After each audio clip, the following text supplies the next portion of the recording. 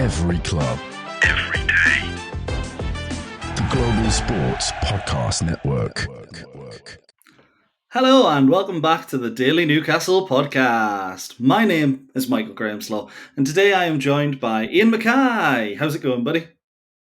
It's going good, Michael. I am up, which is something that Newcastle haven't managed to throughout the entirety of pre-season. But never mind, I'm still up.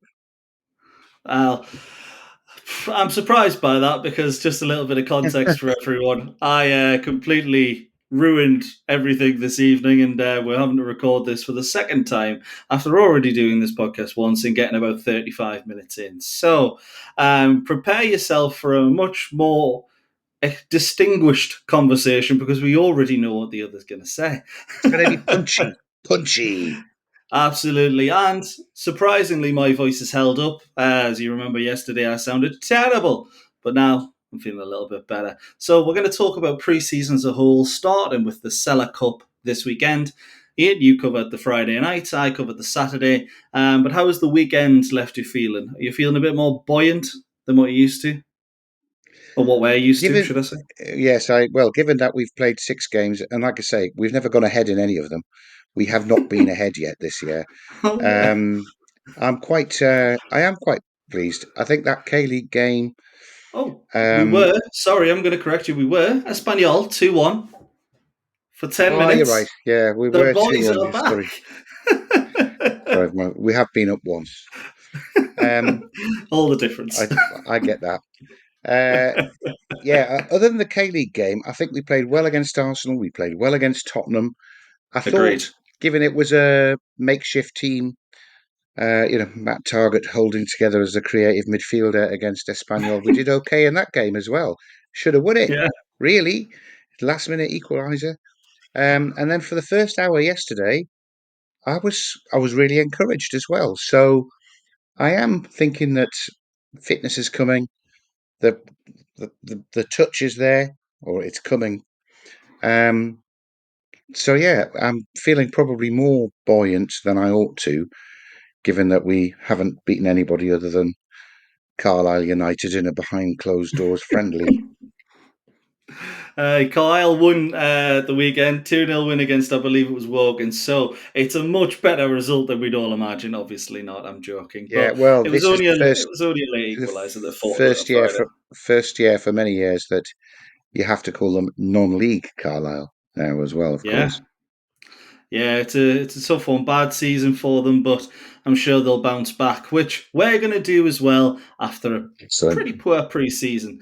But only a late equaliser thwarted us on Friday by a former Middlesbrough striker. I'm sure they loved that. But for the game as a whole, I actually recognised that Lewis Miley's movement was so much better than we've seen in recent times.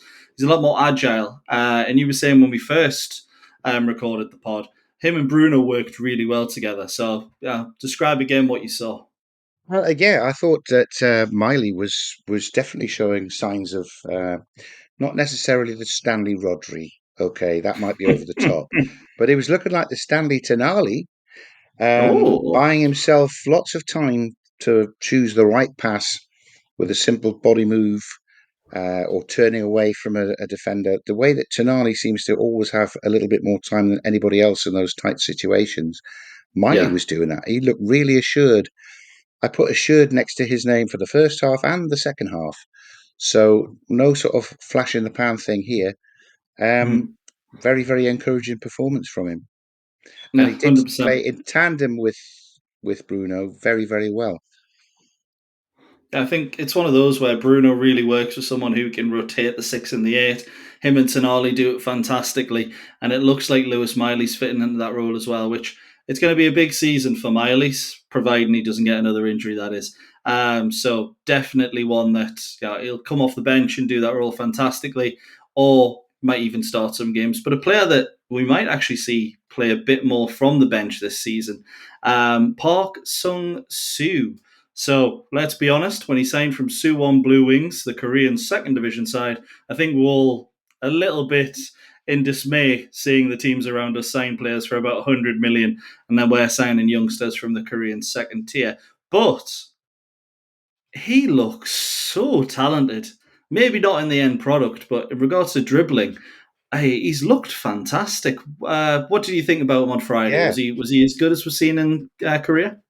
Well, we saw in Korea, didn't we, a couple of 15-minute performances, and it's on his home pitch or his home country, home Yeah, conditions, and he did look like he could go past the player because he did it several times. Now, at Newcastle on Friday night, he played for an hour and he played just as well.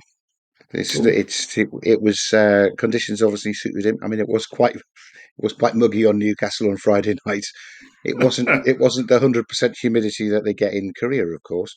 But Nah, no, I thought he played pretty well, interchanging with. It was odd. There seemed to be an extra player out there for a lot of the time because I know Target was playing midfield and kind of picking up a lot of his advanced left back position, which is where Lewis Hall was. Um, yeah, but no, they interchanged all right. They were very encouraging, I would say, given that you had Target in amongst the three. They were connecting quite well. And is it Park Sung Soo or Sung Soo Park? I'm not sure. Our guy churned the Espanol fullback in and out two or three times, went past with a body swerve, and actually did put a few crosses over. Of course, Willa Sula is watching it sail over his head as he turns, thinking, "Oh God, I should have been over there, shouldn't I?" Um, but but but there was end product. There wasn't yeah. anybody to finish off the end product. But no, very Fair. encouraging. I hope he sticks around the first team and doesn't get shipped off to, I don't know, Probably American Holland again, academicals. knowing Shola. Oh, yeah, to some Dutch second division side. No, Yeah, a let's keep him. graveyard for young talent. That's where Shola sends players. But no, to be honest, we've seen some better loans, I think, this season. So maybe Shola's learning from his mistakes as well. But I definitely agree. I would like to see Park Sung-soo in the Newcastle side, maybe coming off the bench, because it does look like he's one of those players that can cause a little bit of chaos when he comes on. Let's say we play Leeds United, third game of the season, we're 1-0 down, we're struggling to break them down. You can bring on this tricky little winger who, let's be honest, their scout report is going to read Korean, played for Suwon Blue Wings, is quite tricky. That's about it. No one else is going to know anything about him. It's a bit like that Sam Maximin effect when he first joined, and everyone went, how is he doing 57 step overs and still getting past me? It reminds me of that kind of player, and it's exciting. It's something we've needed. But you mentioned the Matt Target role against Espanyol, and surprisingly, it was Harrison Ashby who played the same role against Atletico Madrid. Now, I don't think it's something we're going to see quite often, but I actually thought both were impressive for them. Well, for to a degree. I actually thought Ashby was more impressive than Matt Target. Yeah. But Target, he gave away the penalty, which was very stupid. But first half, I thought Harrison Ashby had a great game. What do you think? Well, I can remember 20 minutes into that game writing down Miley assists Target to score with a header. That's probably never going to be written out again. But No. but no, Miley, as well as doing his Tonali impression, Miley made the run and went past two players to then put a Yeah. lovely cross in that Target couldn't really miss. But Ashby did the same in exactly the same position as well when he Hmm. when he made a really good run that Trippier found, and a very very intelligent cutback with a high ball that dropped for Joe Linton to score should have been, but I think that was the one that clipped the bar as it went over. The poor old Joey. I mean, how many headers did he get in the first half? Yeah, he could have got I a hat say trick. he could have stood still, and two of them should have bounced off his face and gone in, but he tried to direct all of them, and therefore missed all of them. Sorry, Joey. He's not a centre forward, is he? No, Just on definitely not. Friday, I thought they were good in the first half. I thought Ramsdale looked like a number one. He doesn't look like he's Hmm. come to sit on the bench. Not at He all. made one penalty save. Obviously, was impressive. Looked so assured with the ball at his feet. He didn't do anything flashy. I think he tried one or two of his trademark 80-yard passes that he didn't quite have his range for, but at least he's still got that in his armoury, obviously. Yeah. Our second half, I thought I wrote down Asula. He's not a centre forward, but I think he's a right winger. I thought Yeah, I'd agree. Burn looked really solid, still making a lot of effort and compensating for quite lethargic performances, I thought, from Shah and from Murphy. I didn't think Murphy deserved to be the one who picked up the free gift goal that was actually won by Harrison. Neve and Harrison pressing. Yeah. But Murphy got a goal out of it. I didn't think he was shown very much, to be fair. But yeah, that's what I've got. Yeah, I That's what think, I've to be got. honest, I'd be inclined to agree. Murphy's one of those players that he can do nothing all game, and then he'll get the ball and just hit it, and it'll go in the back of the net. So it's one of those. It's about time someone else got the little bit of luck, but he does seem to be in the right places at the right times, That's true. which is probably something you can say. He's one of the only players in the squad who has that. But one player I do want to speak about, he came on for Sven Botman at half time in game two, and it's Alex Murphy, who personally I personally don't really rate, but I know that you do. You see there is a player in there, and to be honest, again at Bolton, I did see it, but I think he needs another season. But maybe I'm harsh because I'm judging him against games against Bukayo Saka, Alex Buena, Julian Alvarez, Antoine Griezmann, Alexander Soloff. There's about 300, 400 millions worth of players there, and he cost us, what, 400 grand? So, Well, yeah, maybe I'm being a bit harsh, but you think there's a player in there, don't you? well, to be fair, I mean that is a baptism of fire, isn't it, for this season? But he's going to have to be able to play against that caliber of player because it's not just the top one or two that have spent their fortunes on wingers. You know, Yeah, you go right the way down through the Premier League, and there are some class players playing 100%. attacking players.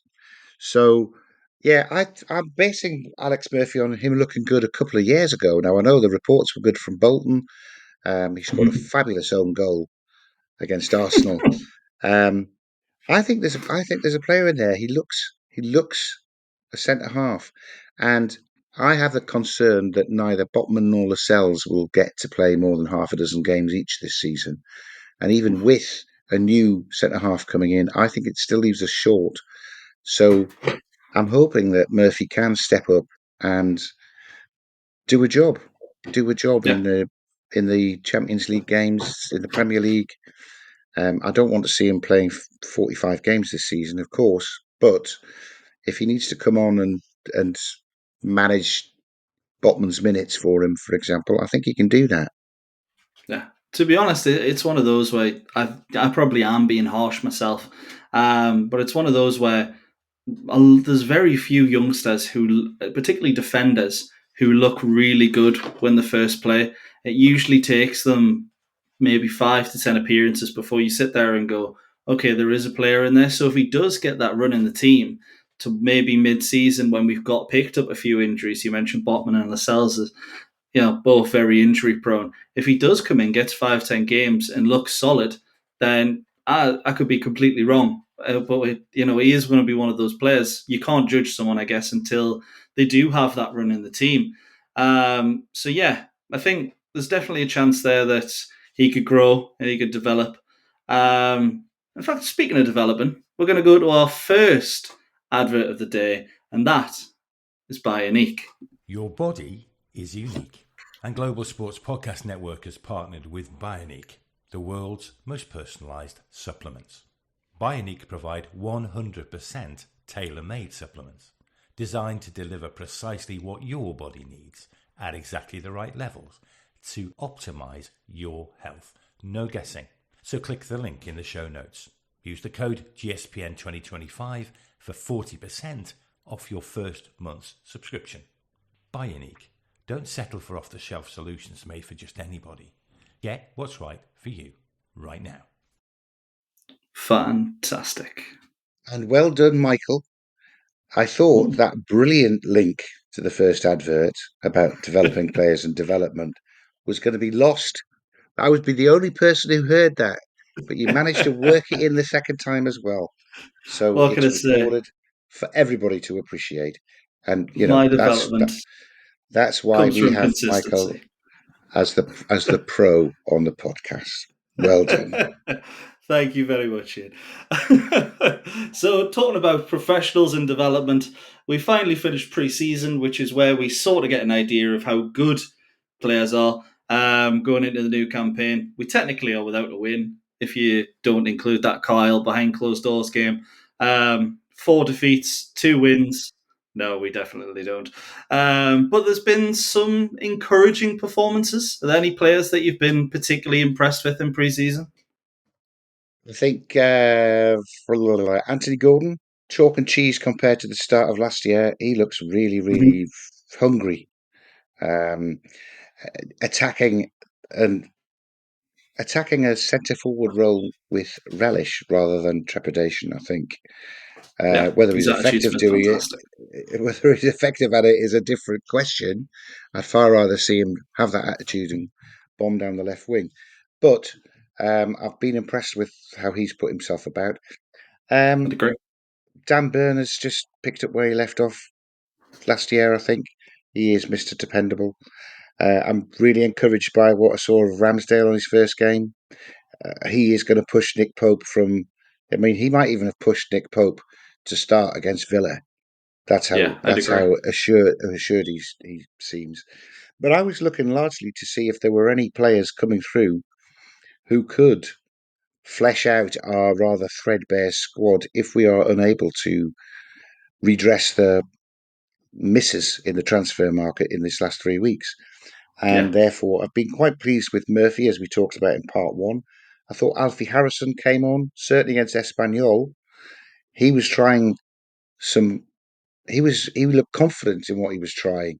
Didn't always come off, but you could see that there was a very thoughtful, creative player in Alfie Harrison. Uh, yeah, Sung Soo Park as well, I think, is a bit of a 100%. discovery. There's somebody who can stay there. And as we already mentioned, Lewis Miley stepping up to do a Tonali impression, which would be fantastic. If you can get anywhere near that level this season, then Yeah, that will really, really help. They've got to stay fit though. And again, Miley seems a little bit prone to injury. yeah, Fingers I'd agree. crossed. I think we've got a couple of So, players too many that are they're injury prone, and maybe Miley just being young, still developing. Really, maybe it's the just that area of the game that makes him pick up a few injuries more than we'd maybe expect. Or maybe it's just the fact we threw him in the deep end and made him play quite a lot 2 seasons ago, and I then hope he's it's gone not from that. playing quite a lot to nothing at all. And it's just find that consistency of, oh, I'm playing every week, to now I'm not really playing at all. So less contact is having more of an effect. So it's one of those you see quite a lot at Barcelona. If you look at their youngsters are now getting like in long-term injuries at the age of like 20 because they're playing all the time, and they're getting long-term injuries that rule them out because of that. They're not fully developed players, but they're having to basically play a full-time football schedule at the age of 16, etc. So maybe it's not that for Miley. We are seeing that in other youth academies around the world. But there's from what I've seen, I completely agree with you about Lewis Miley being positive. He's one of the players that's really shone, and I think Willock is still there, but for me, Willock's fifth choice now. He's not impressed me at all. I know he's been injured. I'm talking over the last year, but Lewis Miley looks a lot faster, Oh, looks a lot more agile, and it looks like bulking up has actually finally been matched by that extra bit of stamina, better agility. you can say I think he's learned a lot playing with Tonali, training with Gumarish, and I'd agree. his work Yeah. in the gym means he's built like Joe Linton now. So we have got a fantastic. If he stays fit, I think we've got a fantastic midfield player on our hands, and I wouldn't be at all Mhm. surprised if he wasn't as much of a first choice as Joe Linton is. during this season. To be honest, I'd be inclined to agree. Joe Linton's another one who picks up a number of injuries. And if he picks up an injury early in the season, Miley comes in and replaces him. I could see Miley doing a brilliant job alongside Bruno and Tonali. Because, as you say, you look at Miley now and somebody's playing, you can tell he's learned off those two players. So if you're learning off those two players, you're modelling yourself off those two players. You play alongside them, you almost know what they're going to do. Sure, Joe Linton would be a massive miss. Maybe he's one of the players that walks straight into the squad when he's fully fit. But Lewis Miley could definitely displace. It has to be Joe Linton because it can't be the other two in that midfield three. He's that good. But we spoke about he's obviously the shining light alongside Park Sung-soo, I would say, in pre-season. Are there any players that you've been particularly disappointed with in pre-season? I don't think it's his fault. I don't think it's his fault. But Willa Sula's not a centre forward, demonstrated. I don't think he's a centre forward. Agree. I think he's a right winger. I think he's lethal. His pace and his power in the last half hour of a game coming in from the right and being able to have a good shot when he gets in between the posts. So coming into the centre, I think that's where we need him. But he's not a centre forward. He's a willing runner. He's a great presser. I'm not sure his anticipation and reading the game is enough for him to be right on the money. In a way, as we talked, that Wissa is always just there for the ball to bounce off his knee or his chest, or he's just always in exactly the right place to be able to put the ball away with whatever part of the body he knocks it in with, because he's got that instinct as to where it's going to fall. Asula hasn't got it. No, definitely Asula not. can beat a man and have a shot, as we saw against Bromley, but yeah, I don't think he's a centre forward. So I've been disappointed with the lack of end product from what he's done. I don't know. Well, no, I'm assuming that the other guys who've been a bit nondescript, as I said, I was disappointed with Shah and Murphy and how lethargic they looked on Friday night. But it's all about minutes in the legs, isn't it? And I'm sure they will be. I'm sure they will be much more different when they come to be playing Aston Villa. It's 6 days away. My word. Yeah, it's not long at all until that big game to start the season, which feels weird that it's happened twice in 3 seasons. The two that are looking to disrupt the top 6 against each other. At least it's the reverse this time. We usually beat them at St James's. They usually beat us at Villa Park. We'll be hoping for different this time round. But actually, speaking of the other game against Aston Villa, someone that made their debut in that game was actually someone that probably disappointed me the most this pre-season. And it's annoying because just a few weeks ago I said I thought he'd be the very best player of this pre-season and we'd see him have a fantastic campaign. And that was Harvey Barnes. He's one of those players that either gives you 10 out of 10 or he gives you a 4 out of 10. And Spurs was close to that 10 out of 10, probably more of an 8 actually. But he played very well. And then every other game he's just not been involved. Would you agree with that? I think he was very good against Spurs, scored an excellent goal. I think it's a bit harsh to single him out, though, because, I said on Friday, I didn't think Murphy did very much. And that was his last game before, that's his last pitch for selection for the first team. I didn't think Shah was there. Shah was a bit lackadaisical, gave the ball away. No long range passes much from him. I was disappointed with them, particularly in the second half. So, but yeah, Barnes did nothing yesterday, did he? When Alanga was tearing it up down the right wing, Gordon was looking hungry at centre forward, and Barnes was sort of out on the left for a bit. Yeah, just kind of not involved in the game, and it's concerning that Harris and Ashby was actually involved in more good attacking moments than Barnes, and he was playing completely out of position. Barnes had a few times where he was isolated against the wing backs, sometimes got past them, sometimes didn't. Mainly cut in and just passed the ball back. So yeah, I wasn't impressed with him against Atletico, and I haven't really been for most of this preseason so far, unfortunately. But I think it's going to be one of those where he'll still have a good season, probably. He'll get with 10, 10 goals, possibly 5 or 6 assists, 16 goal contributions. You can't complain. Definitely not. I mean, it's less than what I believe. Well, it's definitely less than what Murphy got last season and Alanga. But if you got that in the locker, which Barnes does, he's frustrating, but I think you'll have a good campaign. But we mentioned earlier, pre-season, we've not won a game. Do you think results matter, really, going into the season? I remember Liverpool not winning a single pre-season game, and then I think they got 97 points that season, just one behind Man City. But it's not something Newcastle have ever done. We've never failed to win a pre-season game. So do you think it matters for us going into Aston Villa or Liverpool, or do you think it'll be something that we can shrug off? I think there's a lot of tactical substitutions at half time because minutes are being managed for Yes. Botman, for Hall, for other players. So I think it's all about fitness in the legs. I think they picked us, even the Korean K League team pressed hard, ran They hard did. in their conditions. I think they've picked some. They went to play the Scottish champions for their final warm-up game before their league kicked off as their first pre-season game. That was always going to be a really, really tough game.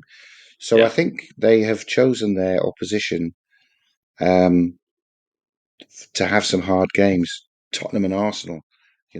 Where's the home game against Gateshead this year? It's a So good point. I'm not sure that not winning any of those games is a problem. I mean, we were beaten in the last minute by a penalty by Arsenal. We drew with Tottenham. We should have won. Clawed back in the last minute by Espanyol. And I was really encouraged in the first hour against Atletico. That they finished third last year, another Champions League side. And we Fantastic. could have been 3 or 4 goals ahead at half time. We weren't. And then they swapped their entire team out on the hour, and that completely changed the flow of the game. But Yeah. I think as long as they've got the fitness that they want, I'm encouraged by what I've seen. Yeah, you make a I, great point about the caliber of opposition. Actually, there's not really any chance of if Sammy scores are on the pitch at Gateshead, where we had the little pitch invasion during the 2-0 all that time ago. Yeah, we are playing the likes of there's 3 Champions League teams in there, and sure, the K League. It's disappointing because no one's ever failed to score against the K League 11. They've always conceded at least 2. We didn't seem up for it at all. But I do completely agree. It's all about getting minutes in the legs, fitness up. You mentioned teams pressing us. Arsenal pressed us, Tottenham pressed us horrifically well. Horrifically for us, well for them. In the first half, which led to their goal. And then Atletico Madrid were exactly the same on Saturday. So playing those kind of teams, I think when you've got Villa first game of the season, it's a perfect tune-up. You've just got to make sure you make it count. But we'll go into the second part in a moment. We'll talk about our potential new signing, but we're going to go back to the old and reliable for now, as Iain gives us the advert from Zencastr. Here at the Global Sports Podcast Network, we spent a lot of time selecting our delivery platform. Zencastr came out the clear winner with 4K video recording from your phone and AI editing that automatically removes all those ums and ahs. It's super easy to start a podcast that sounds great and is delivered efficiently. If you're ready to tell your story, check out the link in the show description to learn more about Zencastr. Absolutely fantastic. Thank you very much, Iain. And I will just like to add, I did say old and reliable. It's old and reliable for us. They're actually, they were founded in 2014. It doesn't stop them being reliable, but they're definitely not that old. Although, happy 10 years to them last year. But yes, on to the topic at hand. 2 first-team signings. Ramsdale, Alanga, right winger, goalkeeper. It looks likely that Malick Thiaw will be our third signing. He's flying into Newcastle. As we were doing this podcast, according to those in Italy, 40 million euros, a large amount, but definitely not the largest we've seen for a Premier League side signing a defender. How do you feel about the signing? I think it's very good. I think he's been on our list for a number of years. certainly. He's a German international. He's been playing for AC Milan, Champions League experience. Good pals with Sandro Tonali, apparently. So yeah, if he's been on our list for a while, we haven't made an offer on a centre half yet this year. So if he's No. top of Eddie's list and we've got him, he's first choice. I'm pleased he's 40 million euros and not 70 million pounds that Gay would have been last summer. Even if Absolutely. he's a bit cheaper this year, we could have spent another 4 weeks chasing after him for Liverpool to nip in and steal him from us. So we've left him. We're learning. We've gone after our man, and we brought him in under a week. Let's hope they can do that with a midfielder and another striker, a younger striker that's not Yeah. on everybody's list for the last 2 years. Then we've got a chance of doing something fast. Yeah, let's be honest, when we've been up against the big six for almost every signing we've tried to make, it feels like we've kind of just gone in and gone, oh, you know what, we quite like him, we're going to make a bid. And then every top six team that's had him scouted for about 2 years has gone, well, we can't let him go there. Let's put the bid Mm. in. And it doesn't seem like that's been the case with Malick Thiaw. It almost worries me that we've got him unopposed almost, but he was going to Como a month ago for 15 million euros cheaper. The reason behind that, he didn't end up at Como because he wanted Champions League football. Finally, something we can offer someone. But when Maximiliano Allegri took over, he took over and basically said, "I don't want this. I don't want this player leaving my squad." He really likes him, and I'll tell you, I've seen a lot of people saying, "Oh, well, 15 million euros more than what we could have paid. We've been made out for fools." I'll tell you, if Allegri likes him and Eddie Howe likes him, then I don't mind if we pay 60 million for him, because Mm. two managers of that quality thinking you're a great addition to a Champions League squad, yeah, I'm very, very happy with that signing. And I saw a little bit more of him at Schalke than I have AC Milan, I'll be honest. So the quality of teams he's been up against has been a little bit worse in my head. But he looked an excellent prospect then. But I would like to say I also thought the same of Ozan Kabak.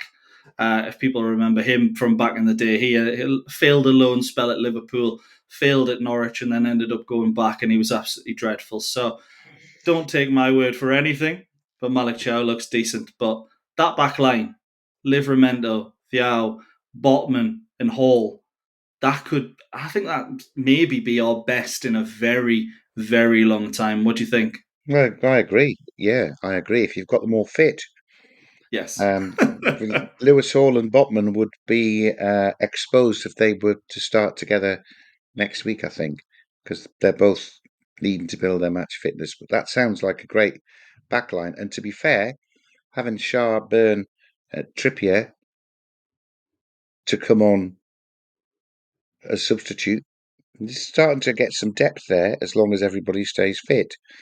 Yeah, That's 100%. why I go back to hoping that Alex Murphy can take a supporting role and come in and do 10 minutes and 15 minutes just to manage those guys' minutes. Because I think, I think both Burn's back went, didn't it, in the halfway through the Champions League season last Yeah, time. carried us a bit too much. Yeah, and Botman, well, Botman is made of glass, so I think we need some options to be able to get to a point where we're winning the games and then manage the game out without having to go and try and win 5 or 6-0. And Murphy can do a job at that stage. Yeah, Now, 100%. one observation I've got to make is that if we are trying to improve the quality of our squad, and you look at Alanga as a replacement for Almiron and Ramsdale as a replacement for Dubravka Yeah. and Chow as a replacement for Lloyd Kelly, Wissa coming in to replace um, Callum Wilson. I'm going to call him Cameron Wilson. I wonder who he is. Callum Wilson. Then actually, it's not just an incremental step up. There's a big, big step up in quality It's a huge on improvement, yeah. the players that we've got in the squad. Let's have a little bit more. Um, I still think we need a midfielder. I certainly need midfield cover. Although we've got 4, and they'll only play 3. And I'm hoping Alfie Harrison can pick some of the slack up coming through. Maybe Harrison Ashby when we saw that revelatory midfield performance yesterday. But no, I would love there's talk today. I would interested in what you think of Paqueta being available. Obviously, Bruno's best man, isn't it? Another Yeah. Brazilian, more of a number 10, which we don't really have in the squad. I wouldn't be averse to that. What do you think? So no. I would love Lucas Paqueta. I thought when West Ham signed him for 50 million, I was sitting there thinking, I think it was actually less. I think it was 40. I was sitting there thinking, why have we not got in for him? You're talking about your James Madisons and stuff like that. I mean, Paqueta, unfortunately, has had the betting scandal, which means he would have been perfect in our centre midfield alongside Tonali. But it's one of those where he's had that scandal and he's not been the same for that season. Now that's behind him. He's got that pre-season in there. I think I wouldn't be surprised if in 6 months' time we see that 30 million that he could be available for has gone up to 60 and Manchester City are interested again because he's an absolutely fantastic player. He's a lot more than just Bruno's mate. And I would love to see him in the black and white in Newcastle United. But according to Lee Ryder, we haven't made a bid. Should we say there is interest, but apparently there isn't plans to make a bid as of yet. Now, 4 centre midfielders, we need that to change. So maybe after Wissa, maybe that's the first place we go. Well, I'm just thinking of a new solution for our Isaac replacement. Because if we sell Isaac, we then have plenty of cash to go and get the players we're short. Just Yes. following on from the betting scandal link, Ivan Toney must be wanting to come back and play in England for World Cup year, don't you think? He would Yeah, replace he would replace Isaac, would he not? Alongside Wissa? They've already played together, haven't they? yeah, they have. Actually, that's a very good point. Yeah, they've both got their time at Brentford. They were both fantastic at Brentford during that season alongside Mbuemo. My only thing is, I like Ivan Toney, but I actually prefer, if we're talking about someone coming from Saudi, Alexander Mitrovic returning, because he Has could he be got a bet? available. Has he got a betting scandal behind him though, Michael? Because honestly, come on. That can be arranged. Oh, Yeah, to be fair, we were sponsored by BetMGM. Why not just go the whole hog and have every single player place bets on Newcastle to win? Because, to be honest, in my opinion, if you're betting on your team to win, I don't see what's wrong that in that shouldn't be a personally. scandal. No, that No. shouldn't be a If scandal. you're betting on yellow cards like Paqueta was, yeah, that's a problem. Tonali was betting on us to win. Ivan Toney was betting on us to lose, but he was at Peterborough at the time. And, well, just look at my manager for that season and you'll see why. I was betting on us to lose. So I'm sure everyone was. But yeah, we've just spoken about striker there. Wissa, potential Ivan Toney and Mitrovic.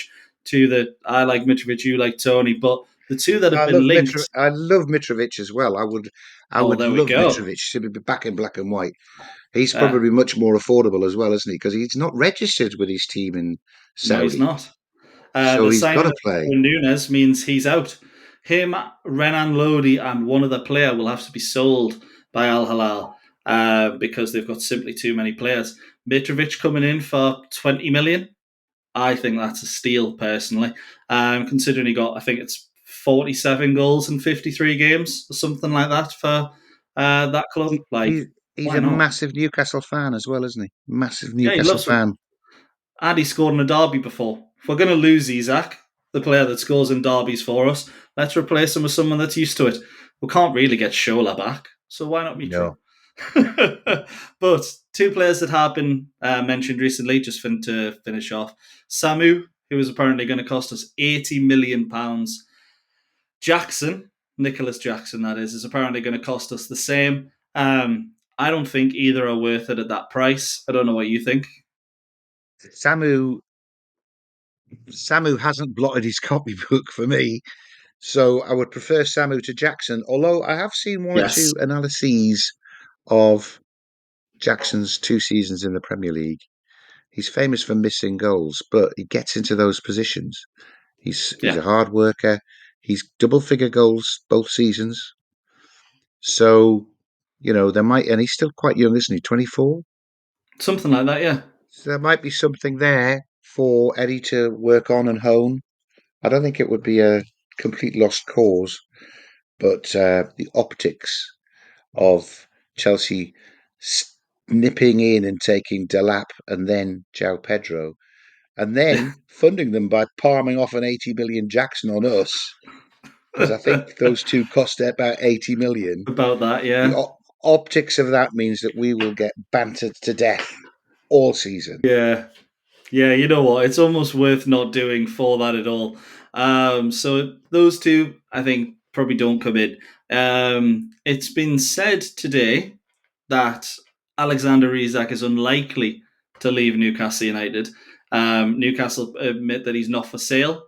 His behaviour has meant that Newcastle United are looking at what it would take to sell him. That's the 150 million. It's believed that Liverpool aren't prepared to go anywhere near that valuation. So if Alexander Isak does stay, Yoane Wissa, is that enough for us to sign up front?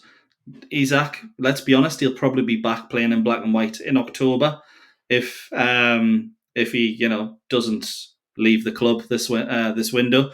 I don't see him being out for beyond one Champions League game, to be honest, particularly in a World Cup year against Victor Gyökeres for that top spot. So would you say Isak and Wissa, when Isak's having his little hissy fit, Wissa comes in and he does the job, would you say that's enough for us up top? I would say setting aside the ramifications of trying to reintegrate him into the squad and assuming that he can do that, Isak and Wissa is a lot more potent than Isak and Wilson. And we went through the last 100%. 3 seasons with Isak and Wilson. So I would be happy with that if we can bring him in. I would be happier. I would be happier with a different striker, backup midfielder, and another centre back, and get rid of Isak. But Yeah. it's not my birthday or Christmas, so we'll have to go with what we've got. To be Yeah, fair, 100%. I think we can tackle the season if Wissa and Thiaw are signed up this week and available for Villa and Liverpool and Leeds. I think we can get on with the season. And maybe somebody else comes in the last fortnight to be ready to be fully integrated for the Champions League kicking off. Yeah, why not? It's I think definitely not all doom and gloom. Liverpool are playing a dangerous game if they're trying to smoke Newcastle into releasing Isak on the cheap by not coming in for him this summer. Because if he starts playing and scoring and they come in at the in January, it'll be even more expensive then, won't he? I would assume Or so. if they Yeah, wait, it's or only they next wait till season next, where it goes down. wait till next season when Barcelona are looking for a replacement for Lewandowski. Bayern Then Munich looking for one for Kane as well. they are chancing It's their arm, aren't they? Yeah, I think it's. I always said I thought Alexander Isak would leave us next season. I didn't I didn't envision him having the childlike attitude that he's had this summer. But I always thought he either ends up at PSG when they realise Dembele isn't a striker, although he's had a fantastic season, of course. Bayern Munich when they decide to get rid of Kane, or as you say, Barcelona when they look to replace Lewandowski because. I mean, Barca don't have the money, but they've definitely got some talent that they could look to trade. So it's one of those. I always thought he would leave around that time, but if it does happen this season, he's probably spoiled his legend status at the club. I do really see him coming back, having a decent season, and then leaving us next year. But it'll be very interesting to see if that happens. What his first reception is like at St James's Park, because I've got a feeling it'll be a little toxic. Yeah, But it's hard. It's hard to see. The time's running out for anything else to happen yeah, because we are not going to go and make an offer for an 80 million Samu no, if not at we're not all. sure that Liverpool are going to buy Isak from us, and that means Liverpool giving us our value. Which I mean, if they want to do 110, they could trade Harvey Elliott in with him. I'd take that. Yeah, Yeah, But it's good to know. it's getting too complicated to put in when the season's kicked off and they've got games to prepare for. I'm not sure. It'd probably end up with somebody on loan or Yes, Calvert-Lewin. 100%. Right, that's enough. I'm not having Calvert-Lewin talk on this podcast anymore. That is all for today, ladies and gentlemen. I hope you've enjoyed the podcast. If you have, give us a like on Spotify. Give us a subscribe on YouTube to just make sure that you don't miss a thing. But for now, from me and Iain, it's goodbye. And from Nicola, Joe, and Kev, they'll see you tomorrow. Every club, every day. The Global Sports Podcast Network.